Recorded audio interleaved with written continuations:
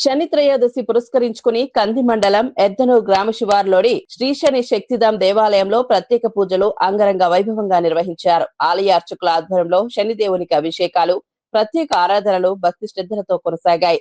ఈ సందర్భంగా ఆలయానికి చుట్టుపక్కల గ్రామాలు, జిల్లాల నుంచే కాకుండా పక్క రాష్ట్రాల నుండి కూడా భక్తులు పెద్ద సంఖ్యలో తరలివచ్చి శనిదేవుని దర్శనం చేసుకున్నారు.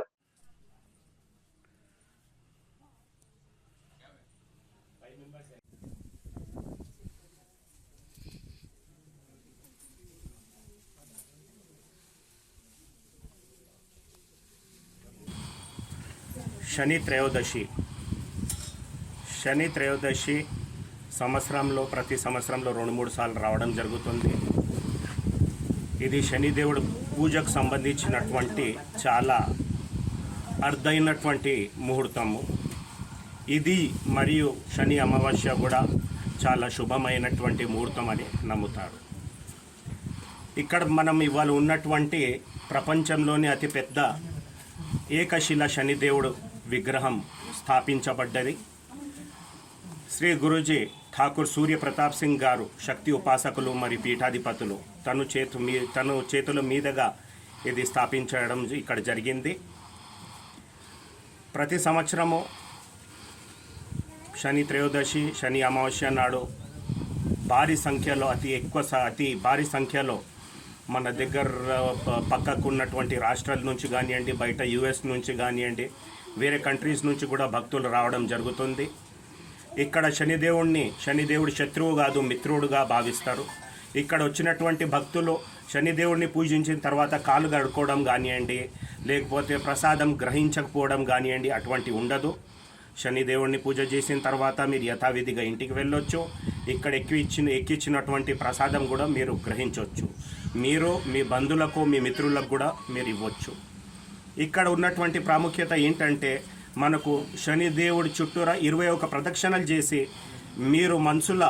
మీరు ఏదైతే కోరుకుంటున్నారో ఆ కోరికలు దేవుణ్ణి చూసుకుంటూ ప్రార్థించడము చేస్తే అది తప్పకుండా అది దేవుడు మీకు ప్రసాదిస్తారని ఒక భక్తుల నమ్మకము, విశ్వాసము. రెండోది, ఇవాళ ఈ అరుదైనటువంటి ముహూర్తంలో ఇక్కడ రాని భక్తులు ఎవరన్నా మీ దగ్గరలో ఉన్నటువంటి శని దేవాలయంలో వెళ్ళి కాస్త తోచినంత నువ్వుల నూనె, బెల్లము, నల్లటి వస్త్రము ఇది స్వామివారికి మీరు సమర్పించండి.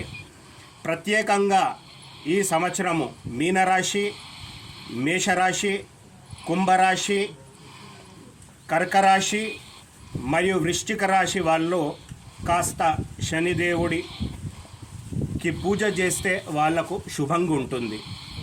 రెండోది, ఈ సంవత్సరంలో వచ్చినటువంటి రాబోయే గ్రహణాలు 3 మార్చున వచ్చే చంద్రగ్రహణము మరియు ఆగస్టు 12 నాడు వచ్చే సూర్యగ్రహణం కూడా అరిష్టంగా ఉంటుంది.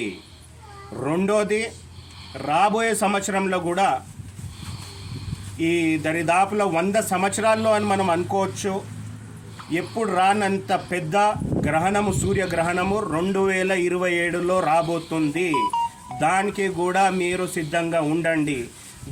ఆ సమయం అప్పుడు చాలా మటుకు గ్రహాలకు అరిష్టంగా ఉంది కనుక మీరు తోచినంత పోండి, దేవుడు దర్శనం చేయండి, మీ మొక్కులు ఏవైతే ఉన్నాయో ప్రార్థన చేయండి.